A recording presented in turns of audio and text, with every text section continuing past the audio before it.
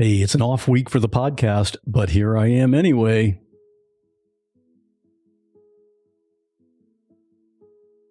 This is Scott Johnson, and you're listening to What Was That Like? Usually I have a guest on to talk about something really unusual that they experienced, like having their arm torn off, or being buried in an avalanche, or witnessing a murder. The guest comes on and tells the details of what happened. And there are more than 190 episodes to binge with all those amazing stories. But today is a different kind of amazing story. Today's a bonus episode. As you might know, the last 3 Fridays have been personal stories of people who survived the terrorist attacks on 9/11. Those are really important stories to share, to make sure we never forget what happened on that day. But after 3 weeks of tragedy and trauma, I thought it would be nice to have a fun episode. And this one fits that bill perfectly. Today you're going to hear from a mother, Kiona, and her oldest daughter, Kavina. Kiona is a birth worker, and she's been involved with or witnessed more than 140 births. She has a podcast called Birth as We Know It, where guests come on and tell their stories about birth. Well, in one of her episodes, Kiona interviewed her daughter, Kavina, who was just 9 years old at the time of their conversation. When she was 4, Kavina was present for the birth of her younger brother, Cairo. And when she was 8, Kavina actually caught her little sister, Katana, as she was born. So today, you'll hear Kiona's podcast episode where she talked with little Kavina about what it was like for each of those experiences. I can tell you up front, this conversation will make you smile.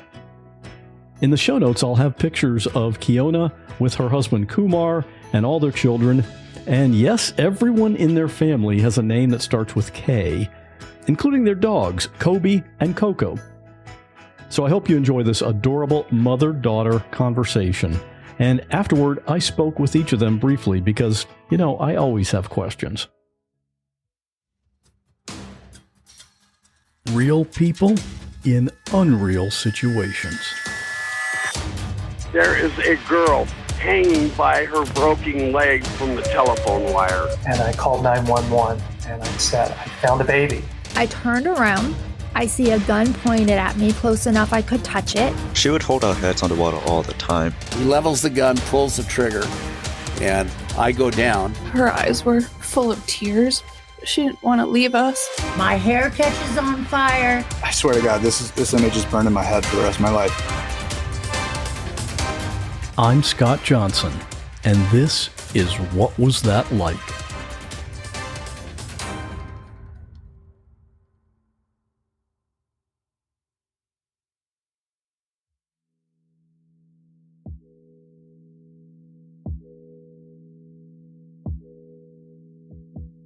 Welcome to Birth as We Know It, a podcast that is dedicated to recognizing the many different ways that birth unfolds.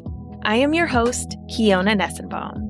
I have experienced birth as a doula, a student midwife, a birth assistant, and as a mother of 3 amazing children of my own. After attending over 140 births, I've realized that each birth experience is truly unique. So make sure you subscribe and join me as we are guided through many different birth experiences through the lens of the storyteller. Please be aware that some of these stories can be triggering to hear. So feel free to pause, take a breath, and come back and listen whenever you're ready. With that said, let's prep ourselves to dive deep and get detailed about what really happens in the birth space. All right. Hello, everyone, and welcome back to the Birth as We Know It podcast.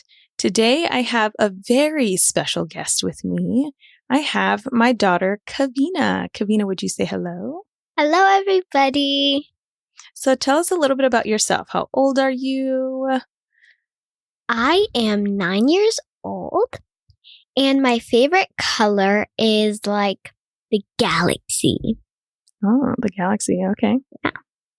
Awesome. What's your favorite activity to do? Probably like jammed music and stuff, but I also like to color. So do you just color or do you draw your own pictures? I color, but I also like to draw a little bit more. Ah, okay. Yeah. What's your favorite thing to draw right now? Probably anime. I really like to draw anime. Nice. I like that. I will actually post a picture of one of your favorite anime drawings, if you're okay with that, on the website. Yeah. So that people can see your anime drawings of today. So today we're going to be talking about 2 birth experiences. We're going to be talking about Cairo's birth experience, and we're also going to be talking about Katana's birth experience. So since Cairo was first, let's go ahead and talk about Cairo's birth experience. Do you remember when we told you that we were expecting Cairo? I do. And I remember how I remember it is because when we were both sitting on the couch, Daddy, you, and then me, and we were just eating this like taffy candy. I don't remember what it was called, but it was really good. And then you were like, I think Daddy or you were like, guess what? And I was like, what? And then they were like, I don't know who said it, but it was either you or Daddy. And then Daddy was like, I'm just going to say it was Daddy. But Daddy was like, you're going to be a big sister. And I was like, yay! Mm-hmm. Do you remember how old you were when we told you? I think I might have been like just turning 4 because I remember that because that's when I remember like when Cairo was like born and stuff. Mm-hmm. I was like just turned 4. Yeah, so you were like around 3.5, and then you had just turned 4 a few months before Cairo was born. Mm. What were your feelings going through your head when you found out that you were going to be a big sister? I was really excited, and I was still processing because I didn't really know what a big sister was, but I was like, yay, I'm so excited. And then Daddy was like, there's going to be a baby in the house, and I was like, a baby. And then that's when it kind of like clicked in my mind. Mm-hmm. That's awesome. I love that you still kind of remember that feeling. Yeah. Did you know that Mommy and Daddy were trying to make it to where you were having a sibling? I didn't, but I can tell why, because sometimes I get like really lonely and I want somebody to play with me, but it's not exactly that right now. Yeah. Did you do anything or did we do anything to help you prepare for being at the birth? I remember talking to you a little bit. Yeah. Can you go into a little bit of detail of what you remember of like how we talked to you? I think I remember like us like sitting on our bed and we just had like this full conversation and we were like, so we may have to like watch the baby and stuff and like change their diaper and stuff. So then like we won't have as much attention on like only me. And like we're going to also have to care for the baby too. Mm-hmm. Like getting me prepared. Yeah, that was getting you prepared to be a sibling. Do you remember any preparations of like what we did to prepare you for the birth? Because we asked you if you wanted to be around because for Cairo, we were having a home birth, you know? And so we asked you if you wanted to be like present in the room when your brother was going to be born. Do you remember that at all? I do not. That's okay. I'll just touch on it a little bit. I remember talking to you a little bit about asking if you wanted to be around. And, you know, you're 4 at the time. And so I spoke to you in a way that was a little bit more understanding for that age. And so I showed you a couple of birth videos, home birth videos. I remember that part. Yeah. Some of them weren't super, like, you know, at first I tried to show you ones that weren't too drastic. Exactly. They weren't too drastic. But then we did end up watching one where the baby was coming out. And I remember you being a little shocked. Did you feel any kind of way as you watched my belly grow throughout my pregnancy? I don't think I really noticed it until you actually like had the belly and I was like, oh, and I remember like I look back at all these photos and I was always like hugging on the belly or like kissing it. And I remember I was really excited. Yeah, I remember that too. One photo in particular that I remember is we were swimming and I was in my bathing suit and so were you. And then you were hugging me and just like kissing my belly. In the bathroom. I was bald at that time. Do you remember that? Yeah. Not exactly bald, but you got a buzz cut. Yeah, that's right. I did. I got a buzz cut. All right, let's go ahead and bounce forward to his birth. Do you remember at all? I do remember some stuff. I remember like when you were in the bathtub and like daddy was like massaging your head and stuff, making you feel comfortable. And there was like this huge like bowl. And it was like this huge yellow bowl. And I just kept on getting bath water and like pouring it on your tummy because that's what the midwife said to do. Because I saw her doing it and I was like, I want to help. I want to try. And I just kept doing that. And I was like, I'm helping. And I just felt super cool. And then like Momo, my auntie, she was taking photos and stuff. And I remember in like 2 of the photos I like snagged in and out, just like I kind of just like got into the photo. And then it was funny because then she actually let me be in one of the photos. I think that's where the famous selfie photo came from. Yeah. That's awesome. Do you remember anything else about the birth? I do remember like at the end when Cairo came out, that wasn't traumatizing, but it was a day that I would remember. Like once Cairo came out, the water did get like a little bloody, and then like I was like, I didn't really think much of it. And then Cairo, like we were cutting his umbilical cord and stuff like that. And then you held him for like a couple seconds because you were like, wow, I finally popped out this baby. And then daddy took the baby and then he was like rocking it. And then I remember somebody gave you a banana. Yeah, I thought it was you that gave me a banana. I think Juju handed me the banana. Yeah. And then I gave it to you. But I remember that. And then I remember how like you passed down. And then it was kind of like scary. Like I cried because it was kind of scary. And then like my mom's midwife, her name is Mercedes.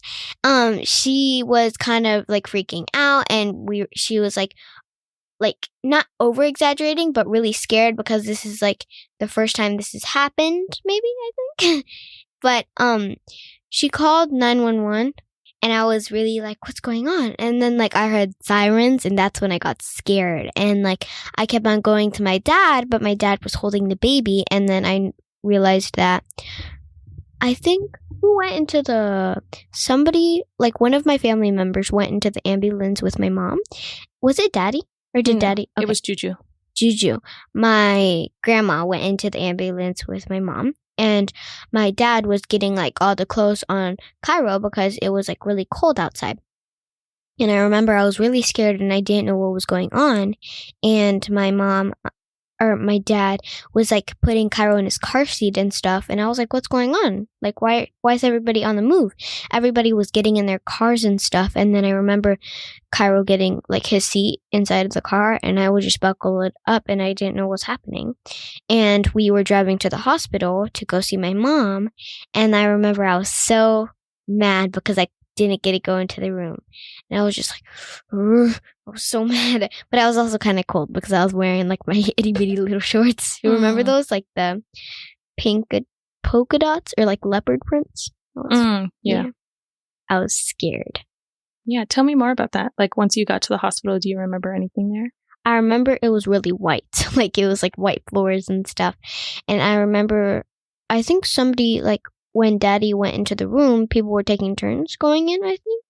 I don't really exactly remember because it was like 5 years ago, but I do remember like I was just sitting in the chair and one of my family members were like holding me, you know, just like keeping me safe, and I was just like, I didn't know what's going on, and everybody had to like care for Cairo and stuff, and I was like, what's going on? And I don't really remember stuff after that. But I do remember how we got home safe. Yeah. I was going to say, do you just remember us coming home? Yeah. That's good. I remember one thing. Do you remember the thing that you said to me the day after your brother was born that made me really sad? I don't think Do you remember at all? That time when I was crying? Yeah. Okay. So it just slipped out of my mind. But I remember I was like, Mom, I need your help. I forgot.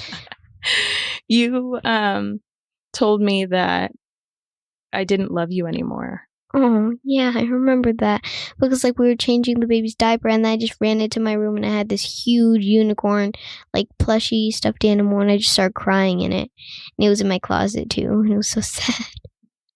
Okay. How was developing that relationship with your brother once he was here? It was really fun because, like, I remember all the times I've been playing with him and stuff, and, like, all the videos.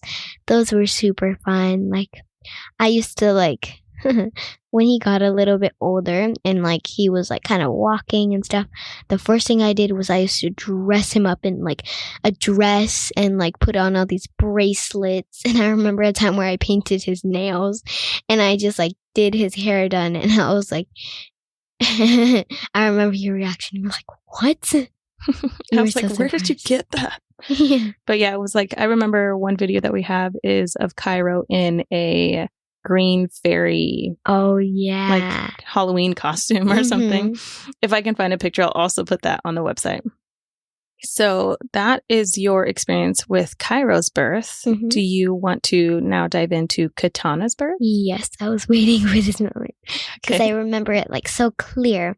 Okay, wait, So- before you dive into the birth, Mhm. let's talk about the moment that you found out we were having Katana. Oh, yeah, that was really exciting. There was a video, so I remember you gave a card to Daddy, and it was like baby nest number 3 or something. And then I walked into the room and I was wearing like my gown or something. And I was like, just like we were playing pretend, me and Cairo. And I walked upstairs and then I was like, Mom, are you pregnant? And then you were like, what? And then, like we were talking and stuff. And then you were like, I'm pregnant. And I was like, oh. And Cairo didn't get that click like I did when you told me. And he was like, huh? And then my mom was like, we're going to have a baby, like another baby.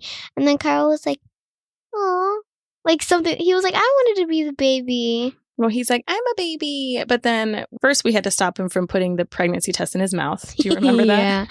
And then we had to explain to him that just because another baby's coming doesn't mean that he's 7, because you were 7 Yeah. when, were you 7? Yeah, you were think so, 7. yeah. You were 7 when we found out about her. Mm-hmm.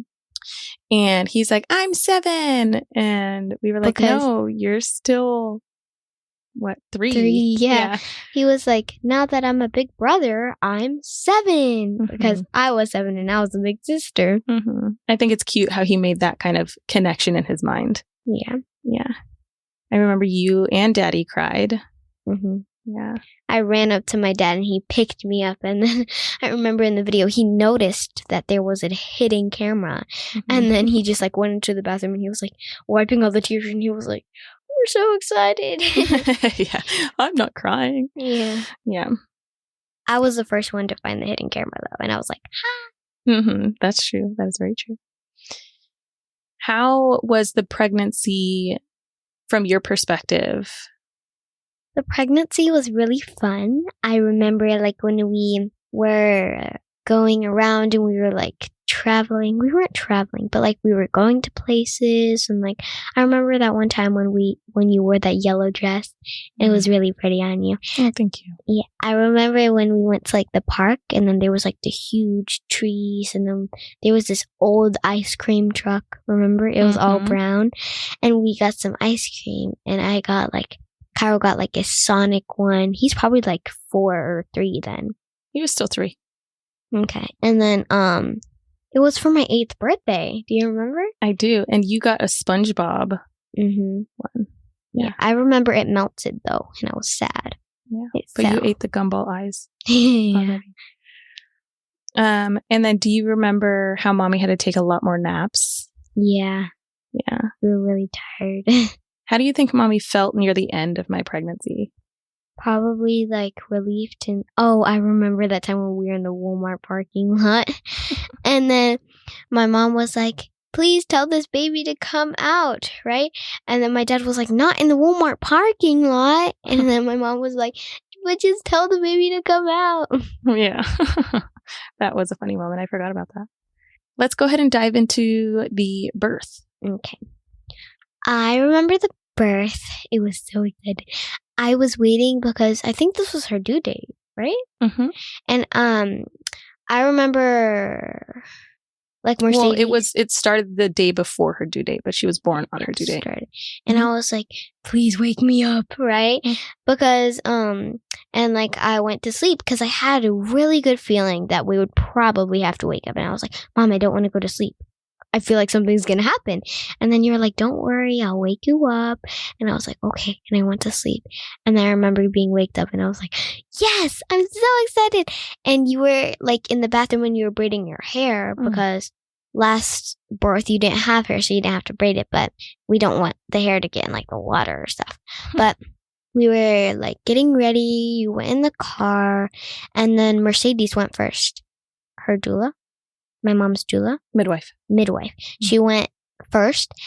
And then we were all going. We were in the car and I was really excited. But the birth took so long. So we were going and then my mom's midwife took her in first and we were still like getting our stuff from the car. I don't think we got stuff, but like we were still getting out of the car and like we went and she showed us our room. My mom kind of like sat on the bed a little bit and I was just sitting down and I noticed a lot of my family members were there and it was really fun, but it took like a lot to happen, like for it to really happen. But I remember like she was like doing ultrasounds, I think. She was using the Doppler. She was using a Doppler. To and hear she was baby's like, heart rate. Yeah, and then what were those things? It was like little white tubes. Little white tubes. Remember in the photo or something? I think she like gave you a shot and then like an IV. Yeah, she gave me an IV. What is that for? It was to make sure that I was hydrated like throughout labor, and if I needed any medication like Pitocin, postpartum, like extra, then they could put it in through the IV bag after baby's born. Yeah, and I remember like you just kept walking around and stuff like that, and like you had a sweater, but then you took off your sweater, and then you were just like walking around trying to get labor started, and it didn't start for a long time. So I remember playing like Toca Boca Life on my mom's phone with my auntie, and we were just waiting for something to happen. Was Cairo asleep? No, I don't think he was asleep, but we were trying to play. But the worst part was we had to wear a mask, and I was so mad, and I was like, ugh. Why did you have to wear your mask? Because it was COVID time. Yeah. And I was like, And I was just like Cairo was just like, I think he was like, just like waking up because he was like, so tired from the car trip. Well, he eventually did fall asleep though. Yeah, it was fun. And you took a little bit of a nap too. Yeah, I remember like you were walking around and then you went into your bathing suit and then you went into the bathtub to see if that would help labor get started, and it didn't like really help, so you started kind of like standing up and stuff, and then that's when it was like a ton of hours passed and I was getting tired, and so Daddy was like, let's go take a nap in the other room, and I was like, okay, but I really did not want to take a nap, so I just my dad let me play like games on his phone, and then I fell asleep. And I remember was it Delilah? I think Delilah walked into the room and she woke us up and she was like, labor's gonna happen or something like that. And I remember walking back into there, and then you had like this huge blanket on and you were just walking in the halls. Remember? You looked pretty scary though. It was like a white blanket. I just had a robe on. I thought for some reason it was like a huge white blanket. And then I just sat down and stuff like that. I don't remember, but I remember like you kind of like went into the pool, and then like I think that's when labor started. I think you're missing the moment when you guys were sleeping and you guys didn't come back until someone went and got you guys because they broke my water for me, and I had asked for you guys to come back because it was a moment where I was like, I need my husband, and so they went and got Daddy. And you came along too because you were going to do what? I was going to go in the bathtub with you. To do what? Going to catch the baby. Let's talk about that. Okay. So it was really exciting. I remember, there was so much stuff that happened after. I don't think I told you though. Yeah. Okay. So I like went into the bathroom. I changed and like I got my bathing suit on. It was like a mermaid on duty. One, and then I went into the bathtub, and then I was like Mercedes was like, just tell me when you want to come out because like this could be uncomfortable. And that was, I wasn't traumatized, but it's a thing that I will remember because I was sitting in there and then like Mercedes was like, I think somebody was holding your hand. I think our photographer was holding your hand. At one point she was, yes. Yeah. And then like I was just sitting down and then brown stuff came. It was like blood, I think. Was it blood? I don't know. It could be. But it was like... It wasn't poop.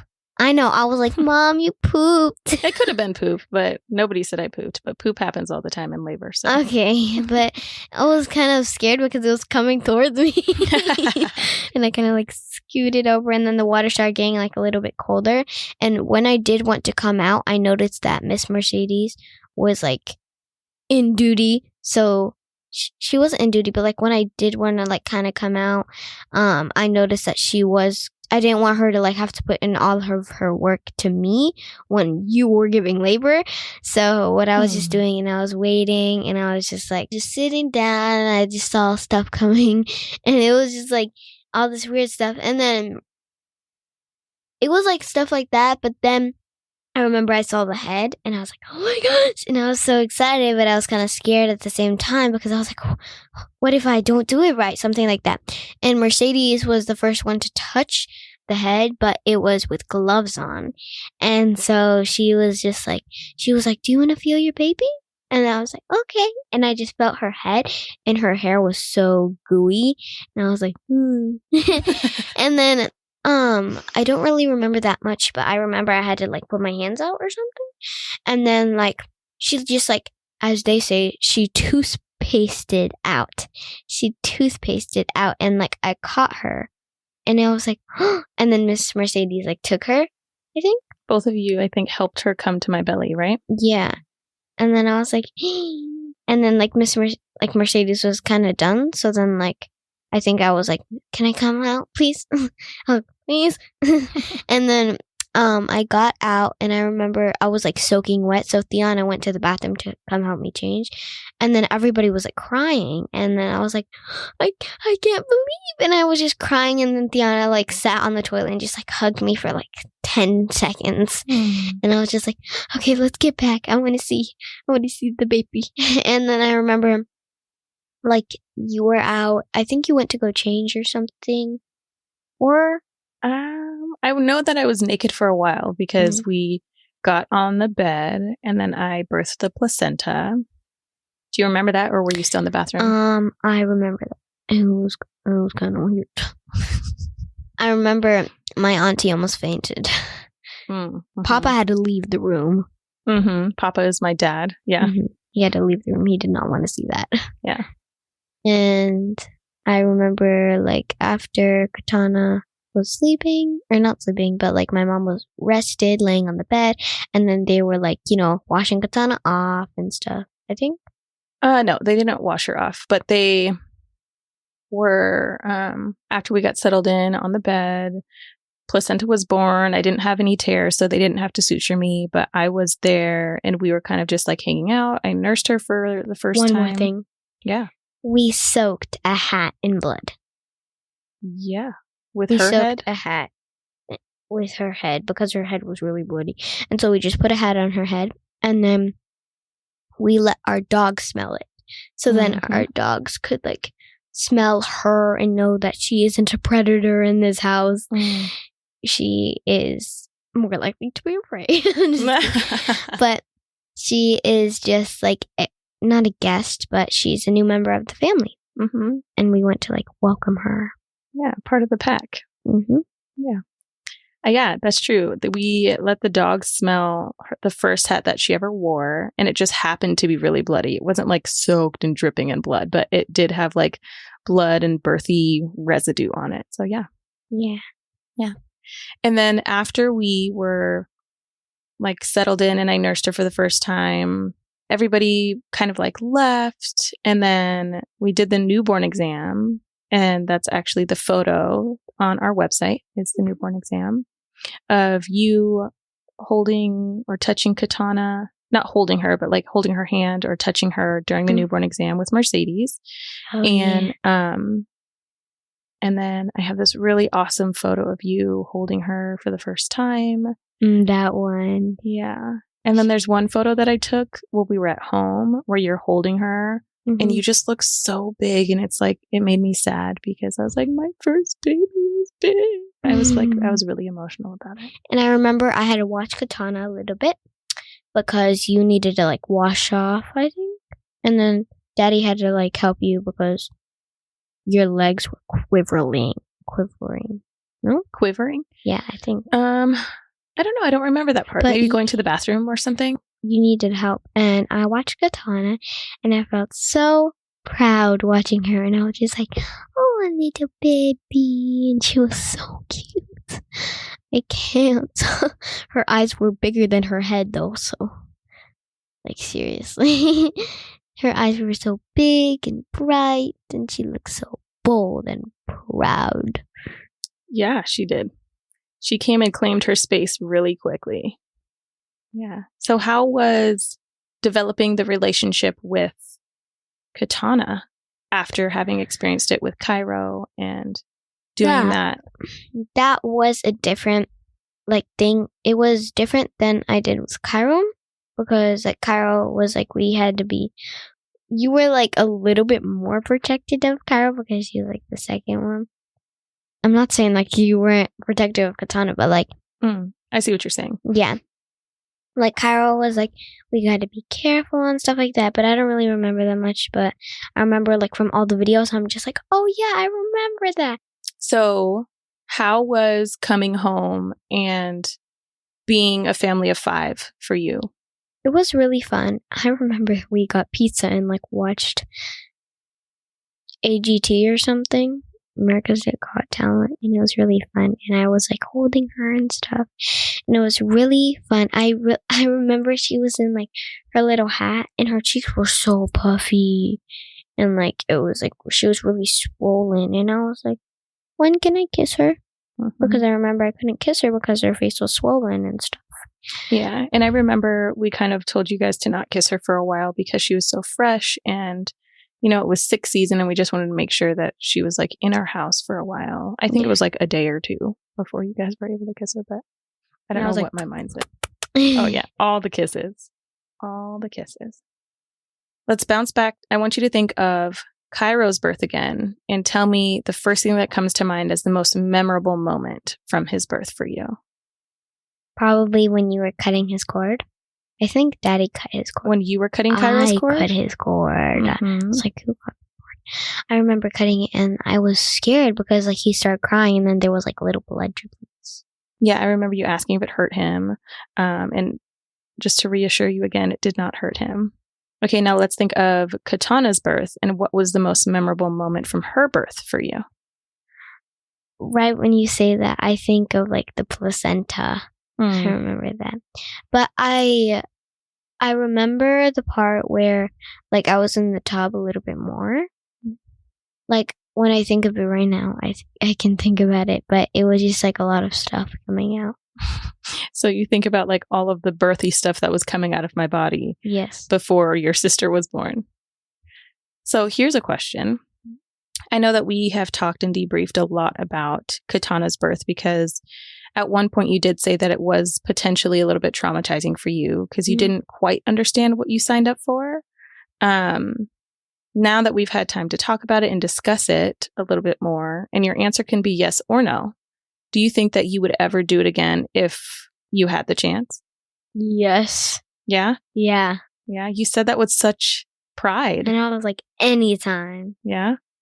That's cool. Yeah. That's awesome. So would you just do it for anybody in the streets or? No? I'll do it for Tiana's baby though. Okay. One day. Yeah. Let's not fast forward her life too much. Okay. Awesome. Was there anything that we did to help you prepare that you would like to share with the world who has like kids that may want to be in the birth space? Like, let them know that it may be like different and it may be really memorable, but just let them have a chance to like remember it, because like they will always remember like their siblings, but like if they will remember their birth, maybe. I don't know, but like you gotta let them have like memories of like not just like, yeah, I saw my little sister, but like maybe like I was holding my mom's hand, or like something that like this one little dot, like I was taking the photos, or like I was holding her hand, I gave her the towel for her forehead, something like that. Yeah. So you're saying to the world to don't automatically just like exclude your child from the birth experience. Like maybe ask them if they want to be a part of it, and give them a job, like taking photos or filling the like, water. Let them be a part of it too, not like of the audience, but like maybe like helping. A part of the team. Yeah. Yeah. So it felt good for you to be a part of the team both times, even though both of them were scary in their own ways? Yes. Yeah. Do you think you learned a lot from the experiences? Yeah. Yeah. That's good. Awesome. Well, thank you for sharing your perspective with me, baby. I'm excited. I think that the world will love hearing your perspective, because the first birth you were 4 and you still remember some details. And the second birth you were 8 and it was more recent and you remember some details of that too. Thank you for being on the podcast, Kavina. I love you so much. And I have learned a lot from you just listening to this, and like listening to you tell your perspective, because I wasn't aware of all of these things that you remembered. You know, I wasn't sure how long this episode was going to be, and it's longer than I thought it was going to be. So I think that it's really awesome that you remembered so many details and that you learned from it. So, yeah. All right. Love you. Let's say bye. Love you. Bye, guys. Thanks for listening. Hey, not so fast. I had a couple of questions for Cavina. When you caught your little sister Katana when she was born, you were just 8. Yes, I was. What were you the most nervous about, or what were you thinking about? I was nervous that she would like fall, because I don't really know, because I thought that she would like hit her head or something on the bottom of the bathtub. So that's what I was nervous about. Like she might show up quicker than you were ready for, maybe? Okay. If mom ever had another baby, would you want to do that again? Yes, absolutely. You seem pretty excited about it. Have you ever thought you might someday become a birth worker like your mom? I have thought about it, and especially in kindergarten, because I was in the influence of like, yeah, my mom's a birth doula. So I was like, I want to be that too. So that might be your career someday. Yeah. I think you'd be good at it, because your mom's pretty good at it. Yeah, she is. Well, Kavina, thanks for letting our listeners hear your story. And I also spoke with Kiona. Why was it important for you to have Kavina there to catch her little sister? I thought that it was important for her to see what birth can be like, just in a different setting, because birth in films and on TV is not realistic. And I included her in the process of like my pregnancy as much as possible. Like she was there during my prenatals and was like touching my belly, using the Doppler, helping my midwife Mercedes measure my belly and fundus, all of that. So she was really involved. Oh, yeah. And just including her in the conversations. She was even present during my first cervical sweep. And I asked her if she wanted to be present. And she was like, yeah. And I was like, are you ready though? Because Mercedes' entire hand is going to go inside my body, you know? And she's like, oh, okay, yeah, let's try it. And so we did it. And I told her, I'm probably going to be breathing through this because I know that it's going to have some sensations that will be uncomfortable, but just know that I'm okay. And that was all before it all started. And then it happened and I was definitely breathing some deep breaths. And something that could have potentially been really scary for her is when Mercedes brought her hand out, there was like a lot of bloody show on it. So it wasn't like just a clean glove, you know? And she was like, oh, I was like, yeah. Some adults couldn't handle that. Yeah. And so I asked her if she wanted to be present when I got my second cervical sweep. She's like, no, it's okay, Mom. I'm okay. I'll pass on that this time. Yeah. Huh? So that's good. You had talked with her about it ahead of time. And in your work as a birth worker, have you had pregnant parents who didn't want their other young children present for the birth because they thought it might be traumatizing? Oh, yeah. Absolutely. Especially parents that have had a really traumatic first birth experience and they wanted to have kind of like a redemptive birth in a different setting because they didn't want to expose their kid to that trauma, to have them be seen in such a vulnerable place where they feel not necessarily weak, but scared. Because as parents, we want to be strong for our kiddos. And when you know that you're scared of what's going to happen, you kind of want to protect your kids from that. What's your advice for someone considering having their other children present at birth? Oh, absolutely include them in the team. Give them a job. Have them be your water person.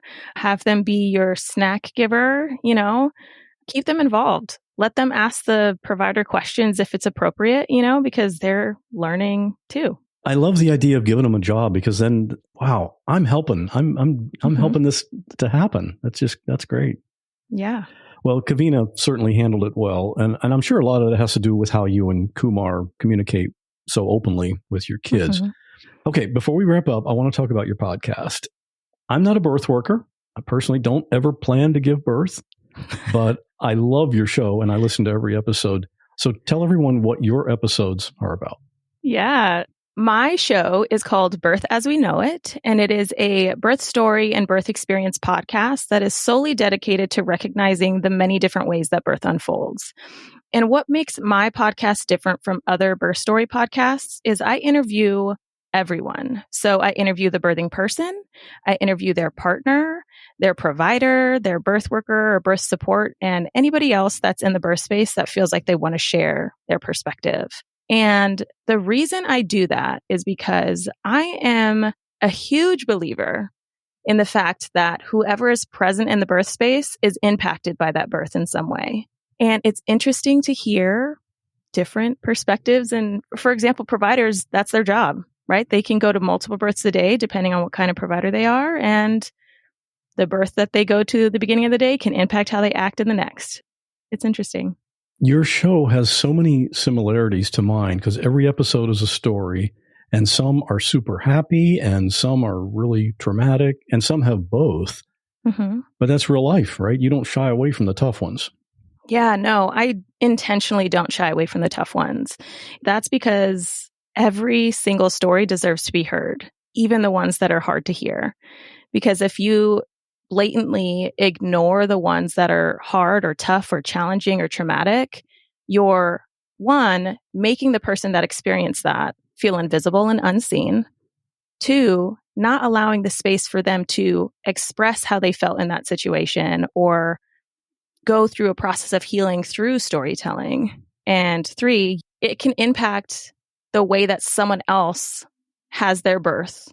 And what I mean by that is if someone is going through pregnancy and they have this fear of having a specific traumatic experience, and then they hear it on my podcast, they can say, oh, I can learn from their mistakes and ask these questions and do these things differently, which is such an amazing aspect of storytelling.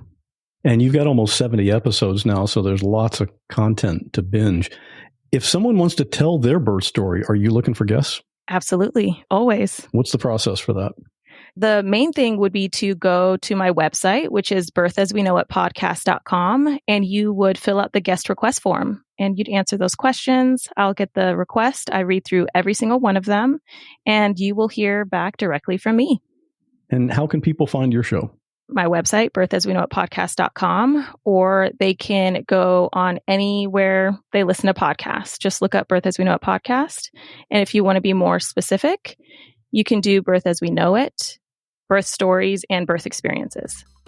Kiona, congratulations on being a mom, and thanks for bringing these important stories to the world. Thank you so much, Scott. You can see pictures of Kavina and Kiona and the rest of their family, as well as a full transcript of this episode at the show notes, whatwasthatlike.com/191. Here's a fun fact. After I asked Kavina my questions about how she felt being at those births, she had a few questions for me, like, how do you handle your own emotions when your guest is telling you a really traumatic story? And how do you get your guests to really open up and be vulnerable? I mean, come on, she's only 11 and she's thinking of things like this. Pretty sure she's going to be a podcaster someday. So be sure to check out the Birth as We Know It podcast. You and I both love great stories, and that's exactly what Kiona brings in every episode. I honestly never would have predicted that I'd be a regular listener to a birth stories podcast, but I really do listen to every episode. It's really good. And we got a voicemail about the recent 3-part series on 9/11. Hi, Scott. My name is Cindy, and I'm a huge fan of your podcast. I've been listening to the September 11th editions and love them so much, and wanted to suggest that you talk to some of the families from the United 93 flight that was grounded by 40 heroes that took the plane over and prevented, I'm sure, quite a few deaths. The New York City tragedy was awful and so sad, but I do think that the families from the disaster at the Pentagon and also in Pennsylvania should be recognized, as well as the World Trade Center and New York City firefighter heroes and first responders and heroes in New York City. Anyway, just thought I'd share that with you. I've been thinking about it as I'm listening to the podcast. Keep up the lovely work. Such a great show. Thanks, Scott. And I appreciate that feedback. Honestly, I've been wanting to do a 9/11 episode with someone who was in the Pentagon, but those stories aren't nearly as easy to find as people who were in New York City that day. But the good news is, I think I've found a person with a Pentagon story. We're still in the early stages, but that could very well be the 9/11 episode for next September. And I have a correction because I screwed up. I recently mentioned that I co-hosted a show where we reviewed season 3 of the hit Hulu show, The Bear. I love that show. The podcast I was on is called Eat Your Content. My goof was that when I mentioned it recently, I said the wrong first name for the host of the show. He was a good sport about it. He messaged me and he said, "Hey Scott, thanks for the plug, but my name is Rich and you called me Mike." Yeah, felt pretty stupid after that one. I have no idea where I got that name from because I know he's rich. Anyway, go check out the Eat Your Content podcast, hosted by Rich. Graphics for this episode were created by Bob Bretz. Full episode transcription was created by James Lai. And now, here we are at the listener story. This is an audio story, 5 to 10 minutes long, sent in by a listener. This is how we end every episode. And we'd love to hear your story. Just record it on your phone in a quiet environment and email it to me, scott@whatwasthatlike.com. This week's story is from a listener who witnessed a motorcycle crash and got involved. Stay safe, and I'll see you back here next week with a Tuesday question and a brand new What Was That Like story. My boyfriend at the time, actually my fiance at the time, and I went to a swimming hole, a legal swimming hole in Maryland, and this was back in 2003, and we had a wonderful time. On our way home, I was keeping up with traffic. I was driving. I think I was doing around 85 miles per hour, 80, 85. And again, so was everybody else. It was very fast. And a group of motorcycles went by us very quickly. We saw them for a little bit and then they sort of zoomed ahead of us. And they were all like Kawasaki type of motorcycles, which I guess some people call crotch rockets. One person stayed back. It turns out this was a man, but this one person stayed back and he slowed down a tiny bit. He was in the lane to the left of us. And then he sped up very quickly. So he was now back ahead of us. Again, I remember glancing down at my speed, and I was like, wow, I'm doing like 80, 85 here. So he's going faster than I am. And then all of a sudden, he tried to stand on his seat. Just stand on it. So we were a little bit behind him at this point, but he stood on his seat, wobbled, and basically fell off right in front of us. Just did like a somersault type. It's almost like, it was like a somersault to the very side of the highway. I immediately pulled over. I did not see what happened to his bike. I parked and I ran over to him. He was sitting up with his legs in front of him. And as he was sort of collapsing down, he landed in my lap because I went to like help him, like put my arms behind his back, and he just ended up lying in my lap. It was really very emotional. He was injured. He had road rash all over him, and his foot was basically off of his leg. I am a teacher, and I was a teacher at the time. I'm still a teacher, and I can generally stay calm in the moment of a crisis. And I just spoke very calmly to him. I opened his visor. I told him that he was going to be okay and we were going to get him some help. And it looked like he had a lot of road rash, and it looked like he had a leg injury, but he was going to be okay. I did not tell him that his foot was hanging off of his leg. People started pulling over. People called 911. And this particular part of the story, I actually had to check in with my husband to make sure that I saw it and he saw it.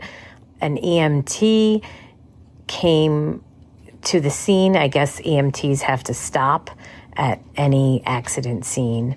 And he came running over with a knife, which I believe he was going to use to sort of cut the jeans off of the person that had fell. He was only wearing jeans, sneakers, a t-shirt, and a helmet.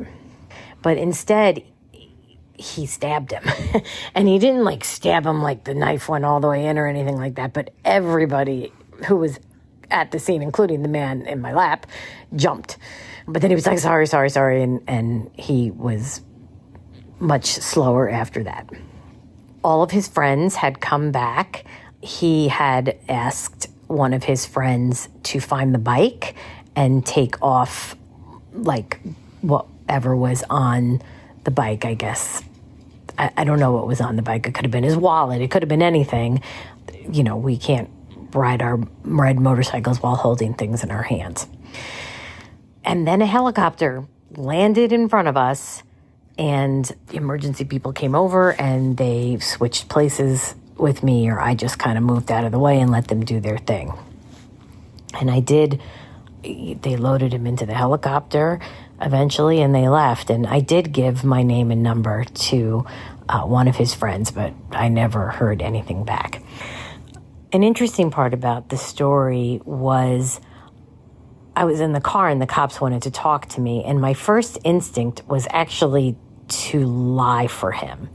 And I think it was because he was just so injured, and I didn't think anything beyond that. I just had a very, very injured young person in my lap who was, I don't know if he could survive that type of injury. I had no idea, and it wasn't like some sort of clean break. It was really quite bad. So I lied. And the cop knew. And he said, okay, I get it, but this is what I'm going to say to you, and then I'm going to give you some time to think about it. His motorcycle continued riderless down the highway, crossed over the highway, and went into the woods. And anybody could have hit that riderless motorcycle. a person in a minivan, a person with kids, a person, just any person, and could have been killed through nothing that they did of their own accord. And then he left. And I was like, crap. And when he came back, I immediately told him that he had been standing on his motorcycle seat, which he absolutely should not have been doing. And then we went home, and I never heard anything. I have no idea what happened. I can't even remember the highway we were on. We didn't typically go anywhere in Maryland. We lived in Northern Virginia at the time. It was just this cool place we went swimming to for the day. But for a while, both now my husband and I, we really struggled when we saw people on motorcycles. We just had we both said that we just had incredible fear that person, no matter who it was going to fall off right in front of us. And that still happens. I still tense up, but nothing like it was maybe the first, couple of years after. And then it just has always stuck with us because it was such a crazy thing.